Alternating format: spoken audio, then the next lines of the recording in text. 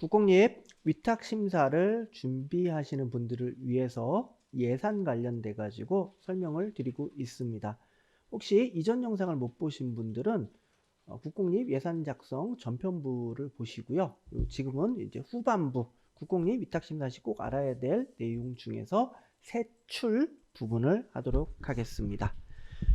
가정집에서도 본인이 돈이 들어오고 나가는 것이 있듯이 어린이집에서도 돈을 사용하는 부분을 우리는 세출이라고 합니다. 이 세출을 할 때도 내가 막 쓰고 싶다 그래서 막 쓰는 것이 아니고 국가에서 정한 보육사업 안내 지침서에 나와 있는 대로 여러분들이 세출을 지출을 하셔야지 됩니다. 자, 본격적인 강의에 앞서서 하나를 참고적으로 알려드리면은 본 서식은 국공립 위탁심사에서 보면 세입세출 양식하고 살짝 다를 거예요. 그 다른 차이는 그 양식에는 전년도 예산이 있고요. 예산 증감에 관련된 부분들을 쓸 수 있는 칸이 있는데 실질적으로 위탁심사에서 보면은 그 예산서 양식 자체가 굉장히 빡빡해요. 그래서 그 칸을 넣게 되면은 우리가 산출 기초로 쓸 수 있는 양이 굉장히 적기 때문에 본 서식에서는 그 내용을 뺐고요. 그리고 저 같은 경우 실제로 제출을 할 때도 전년도 예산과 예산 증감과 관련된 칸은 제출을 제외하고 제출을 해도 무방했었습니다. 자, 이제 본격적으로 세출 강의를 진행하도록 하겠습니다.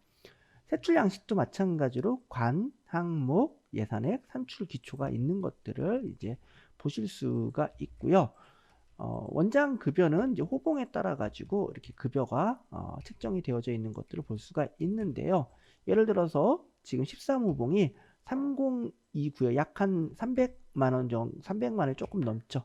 가령 예를 들어서 원장님이 여러분들이 은퇴하실 때쯤 되면 한 30호봉 될까요? 원장님이 30호봉 하면은 한 달에 월급이 얼마 될까요? 30이라고 한번 쳐보도록 하겠습니다. 그랬더니 한 400만 원 정도로 올라가네. 한 100만 원 정도 더 올라가는 것들을 보실 수가 있으십니다. 자, 그 다음에 이제 원장님들에게 우리가 명절 휴가비를 책정을 할 수가 있겠죠. 제가 옆에 노란색이라고 표시를 한 것들은 여러분들이 일정 범위 내에서는 자유롭게 좀 수정을 하실 수 있기 때문에 사실 수정을 하실 수 있는 부분들은 제가 노란색으로 변경을 했습니다. 여기 보면은 노란색으로 되어져 있는 부분들이 아마 있을 거예요. 여기 있죠. 이런 것들은 여러분들이 원장이라고 생각하시고 실제 상황에 맞춰 가지고 적절하게 가감을 하시면 되겠습니다. 3회인데 명절 휴가비가 왜 3회일까요? 그것은 구정이 있을 것이고요. 추석이 있을 거고 여름 휴가가 있습니다. 그래서 3회를 잡았고요. 운영관리 수당은 직책급과 다르게 여러분들에게 지급을 할 수가 있습니다. 그래서 취약보육수당 등을 포함해서 영아, 야간 연장 등등해서 대략 한 20만 원, 어린이집 재정이 안 좋은 경우에는 편성을 안 하실 수도 있습니다. 자, 그 다음에 보육교직원 급여에 대해서 살펴보도록 할 건데요. 앞부분에는 80% 지원을 받았죠. 세입에서는.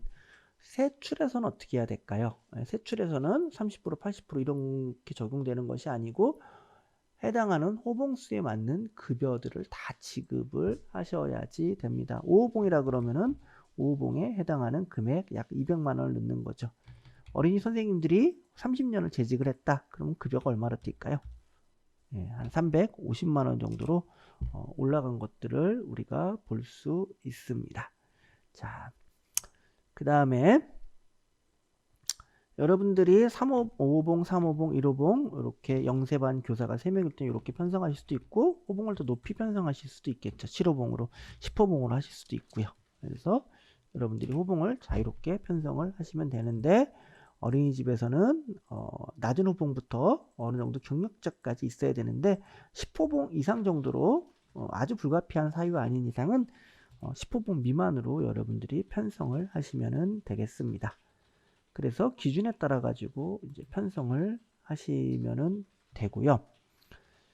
그 다음에 야간 연장 같은 경우에 여러분들이 채용하는 형태가 두 가지 형태가 있어요. 교사들에게 월급을 더 주는 형태가 있고 다른 하나는 별도로 채용하는 형태가 있는데 통상 국공립 어린이집에서는 야간 연장 교사를 별도로 한 명을 더 채용하는 형태를 가집니다. 그래서 주간반 교사와 거의 똑같이 대우를 해주시면 되고 급여는 똑같습니다. 그 다음에 조리원이 있고 또 이렇게 빨간색으로 된 거는 이거 같은 경우는 해당 사항이 없는 사항이기 때문에 여러분들이 본 장표에서는 0명이고 해당 사항이 없기 때문에 빨간색으로 표시가 된 거기 때문에 삭제를 시켜주지만 여러분들이 직접 하실 때는 굳이 조리보조가 없는 경우에는 조리보조에 해당하는 칸을 만드실 필요는 없으십니다. 다만 조리보조와 관련돼서 설명을 드리면은 조리보조를 법적으로 채용할 의무는 없으나 현실적으로 원화수가 50명 이상인 경우에는 조리보조를 채용하는 것이 바람직합니다. 왜냐하면은 50명이 넘는다는 것은 교직원 수가 대략 10명이 넘어갑니다. 그런 경우에는 조리사 혼자서 60명의 극간식을 책임져야 되는데 너무 업무량이 많기 때문에 그런 경우에는 현실적으로 조리보조 한 명을 두어서 어린이집 극간식을 하게끔 하는 것이 현실적이라고 할 수 있겠습니다. 이거 외에 연장 보육 전담 교사가 있을 것이고요. 또 누리과정 보조 교사를 넣을 수가 있겠죠. 누리과정 보조 교사는 꼭 필요한 거냐? 꼭 그렇지는 않습니다. 아까 보면은 이제 우리가 서류를 작성하고 보면은 그런 질문을 하세요. 다른 것들은 조리보조 다른 교직원들은 인건비 지원이 나오는데 이 조리보조와 누리과정 보조교사는 인건비 지원이 안 나오는 것이 세입에서 안 나오는 거 아니냐 이렇게 질문을 주시는데요. 일단 1번 조리보조는 세입에서 조리보조와 관련된 항목으로 별도로 지원금을 주는 항목은 없습니다. 분명하게. 그렇지만 누리과정 보조교사는 세입에 보면은 무슨 항목이 있냐 하면은 눈치 빠른 분은 보셨겠지만 누리과정 아동 지원금이 이렇게 5천만 원 대략 요 금액이 나옵니다. 요 금액이 있기 때문에 우리가 누리과정 보조교사를 채용할 수 있는 거고요. 누리과정 보조교사 채용과 관련돼서는 누리과정 보조교사도 누리과정 아동에 해당하는 극간식을 늘린다거나 교재 교구를 사용하는 데 등으로 사용을 해야 된다라고 명시가 되어져 있습니다. 그래서 누리과정이 한 반이 있을 경우에는 누리과정 교사를 한 명은 여러분들이 채용을 해주셔야지 됩니다. 이거 외에 이제 다음 보면은 보육교직원 수당입니다. 가끔씩 이제 이슈가 되는 것 중에 하나가 시간의 근무 수당과 관련된 부분입니다. 선생님들은 주 40시간 근로를 하게 되어져 있는데 경우에 따라서는 선생님들이 40시간 이상 근무를 하게 되는 경우가 있죠. 어린이집이 당직이 있는 경우에 이제 먼저 나오게 됩니다. 이제 그런 경우에는 선생님들에게 시간의 수당을 지급을 하게 되는데요. 기본적인 공식은 선생님들의 1시간 동안 일을 했을 때 받을 수 있는 시급 곱하기 1.5입니다. 대략 보면은 뭐 15,000원이다 했을 때 곱하기 1.5를 하면은 20,000원이 조금 넘겠죠. 그런 측면에서 봤을 때 한 달에 일주일에 하루 정도 1시간 정도 야근한다고 봤을 때 월 한 10만원 정도가 시간의 근무 수당에 해당한다고 볼 수 있을 것이고요. 이것은 아침 당직이나 아니면은 행사가 있는 경우에 전날 불가피하게 야근이 있는 경우에 진행하게 됩니다. 저희 한 20년 전에 제가 막 대학 다닐 때 그런 소문이 있었습니다. 불이 꺼지지 않는 어린이집이라고. 그만큼 어린이 선생님들이 늦게까지 어린이집에서 일을 했었던 시기가 있으나 물론 시간의 수당도 잘 안 주던 시절이었죠. 근데 지금은 그런 것들이 많이 현실적으로 지켜지고 있는 것 같습니다. 이거 외에 주임교사인 경우에 주임수당을 지급을 하기도 하고요. 또 서울 같은 경우에는 아동인권 선임수당을 지급을 합니다. 선생님들도 마찬가지로 명절 비용을 또 지급을 하고요. 그 다음에 명절 휴가비 기타 교직원은 이제 정교사 선생님에 비해서 반 정도 잡았는데 어떤 분들은 똑같이 해주시고 싶다는 분들도 계셔서 그분들은 똑같이 해주셔도 됩니다. 그 다음에 이제 국민연금도 여러분들이 납부를 하시면 되고요. 국민건강, 장기요양, 고용산재까지 납부를 하시고 이제 퇴직금도 여러분들이 이제 지급을 하시면 되는데 적립금이라고 되어 있죠. 적립이라는 것은 쌓아놓는 것을 의미해요. 한 달 한 달 퇴직금이 발생할 때마다 지급하는 것이 아니고 퇴직금은 퇴직을 한다는 것이 기정사실이기 때문에 여러분들이 적립금을 사전에 미리 쌓아두게 되고요. 참고로 퇴직 적립금은 1년 이상 근무한 교직원에 한해서 지급이 되기 때문에 1년 미만인 경우에는 퇴직 적립금을 해놨다가 이 돈이 다시 어린이집 통장으로 들어오는 경우도 있습니다. 어린이집 통장으로 들어온다는 것은 이제 퇴직 적립금이 어린이집 본예산으로 들어오는 것을 이제 의미를 하게 되고요. 수용비 및 수수료 금액은 상대적으로 여러분들이 자유롭게 좀 편성을 해나갈 수 있습니다. 그래서 이 편성된 항목들은 여러분들이 실정에 맞춰 가지고 일부 변경을 하셔도 무방하겠습니다. 뭐 사무용품, 인쇄, 직기, 운송, 렌트, 응급, 의료, 뭐 여러 가지 비용들이 여기에 이제 포함이 되고요. 그 다음에 이제 나오는 것들이 뭐 전화료, 뭐 이런 것들이 이제 있습니다. 이거는 공공요금 및 제세 공과금으로 이제 불려지게 됩니다. 그 다음에 뭐 여비도 여러분들이 주게 되고, 그 다음에 뭐 교직원 급량비. 급량비라고 하면은 여러분들이 급량비가 뭐예요? 그런데 편하게 생각해서 야근시 식대라고 생각을 하시면 됩니다. 그 다음에 직책급이 있고요. 참고로 서울 같은 경우에는 시설 규모에 따라서 이 직책급이 정해져 있고 이 기준에 따라 가지고 여러분들이 서울 같은 경우에는 책정을 하셔야지 됩니다. 그 다음에 교육 연수비도 되어져 있고요. 또 교재교육비 할 수 있는 돈들도 있고요. 부모 교육을 할 수 있는 행사비 항목도 편성을 할 수 있습니다. 여기 노란색으로 된 것들은 여러분들이 숫자들을 바꿀 수 있고 이 안에 있는 항목들도 여러분들이 조금씩 바꿀 수가 있습니다. 명칭들을. 그 다음에 극간식비입니다. 극간식비는 경기도 같은 경우 2,270원이고요. 지자체 같은 경우에 재정이 안 좋은 데가 1,900원 정도인데 가능하면은 2,270원 정도로 다 여러분들이 맞추어 주시면 좋을 것 같습니다. 다음은 이제 특별활동비고요. 특별활동비는 이제 부모들에게 받은 것들이 다시 쓰여지고요. 또 기타 필요경비도 마찬가지로 그렇게 구성이 됩니다. 시설 개보수비 비용도 있고요. 뭐 이런 비용들도 있고, 이제 마지막으로 예비비와 관련돼서 이제 말씀을 드리도록 하겠습니다. 예비비라는 것은 아무리 여러분들이 예산을 잘 편성했다 그래도 실제 운영하다 보면은 돈이 덜 들어올 수도 있고 또 어떤 항목에 있어서는 돈이 더 많이 집행되는 경우도 있을 수 있겠죠.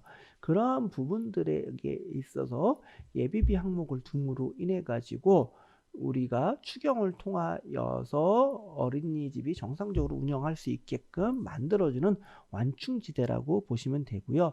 그러면은 이 예비비를 내가 많이 확보를 원하는 만큼 해놓을 수 있냐 라는 부분에 있어서 이 예비비가 적합한 한도를 어린이집에서 정해라. 또 가능하면은 예산서 편성할 때 예산서를 현실적인 부분을 감안을 많이 해서 예비비 금액을 너무 많이 잡지 말아라. 이런 취지에서 보육사 만내 지침서상 총 예산 금액의 2%를 정하고 있습니다. 가령 예를 들어서 1,000원, 만원, 10만원, 100만원, 1,000만, 억, 10억이잖아요. 이게 22억에 2%면은 약 얼마가 되냐 하면은 약 한 2,200만원 정도가 되겠네요. 그래서 2,200만원, 그러니까 이 총 예산 금액의 2% 미만으로 여러분들이 설정을 하시면 돼요. 그래서 2% 미만이 되기 위해서는 나머지 금액들 있죠. 이 금액을 갖다가 여러분들이 밸런스 있게 조정을 하시면 되겠습니다. 이제 마치기 전에 정리 잠깐 해드리면요. 원장의 인건비는 호봉에 따라 가지고 이렇게 지원이 이제 되어진다. 선생님들도 호봉에 따라 가지고 지원이 된다. 세입과 다르게 세출은 80%, 뭐 30% 이것이 아니고 무조건 다 100%로 지원이 된다. 그다음에 이제 여러분들이 또 확인하실 수 있는 거는 4대 보험은 기준에 따라 가지고 여러분들이 지원을 받게 된다. 지출을 하시면 된다라는 부분들. 그 다음에 여기 노란색으로 표시된 항목들은 여러분들이 금액들을 일부 자유롭게 수정을 해나가실 수 있다라고 말씀을 드렸고, 식대는 가능하면은 2270원 이상 하는 게 좋겠다. 경규도는 의무적으로 2270원을 쓰셔야 됩니다. 그거 이상을. 2270원 이상 쓰는 걸 가지고 뭐라고는 하지 않습니다. 영화관 같은 경우에 유아반은 2870원이고요. 근데 그거보다 적게 쓰게 되면은 문제가 발생을 하게 됩니다. 이렇게 해서 이 세출과 관련돼서 강의도 제가 이제 마치려고 하고요. 세입과 세출 부분에 있어서 여러분들이 되게 어려움을 갖는 것 중에 하나는 이 호봉수가 변경이 되면은, 예를 들어서 300만 원 받으신 분이 23호봉 하면은 370만 원이 되죠. 요것이 변경이 됨에 따라 가지고 뭐가 변경이 되냐면은 이 4대 보험이 변경이 됩니다. 또 이 퇴직 적립금이 변경이 되고요. 그러면 요 오른쪽에 있는 숫자, 또 요 있는 숫자들이 바뀌죠. 여기 있는 숫자도 바뀌게 되고요.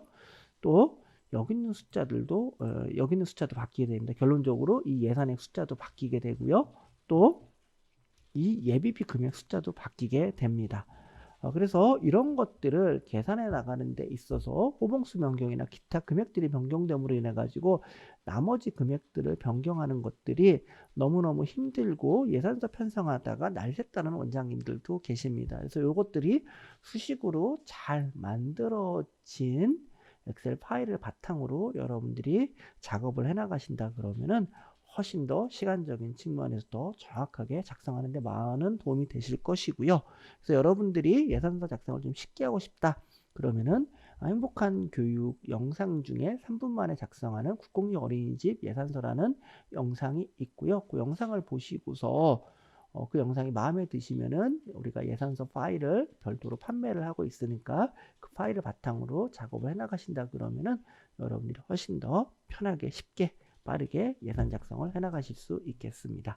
자, 이렇게 해서 여러분들이 국공립 위탁심사에 꼭 필요한 알고 있어야 될 예산서 작성 기준에 대해서 강의를 모두 마쳤고요. 여러분들이 예산서 기준에 따라서 작성하시고 꼭 합격하기를 기원하면서 본 강의를 모두 마치도록 하겠습니다. 감사합니다. 더 다양한 정보를 빠르고 정확하게 받고 싶다면 구독과 좋아요 버튼을 눌러주세요.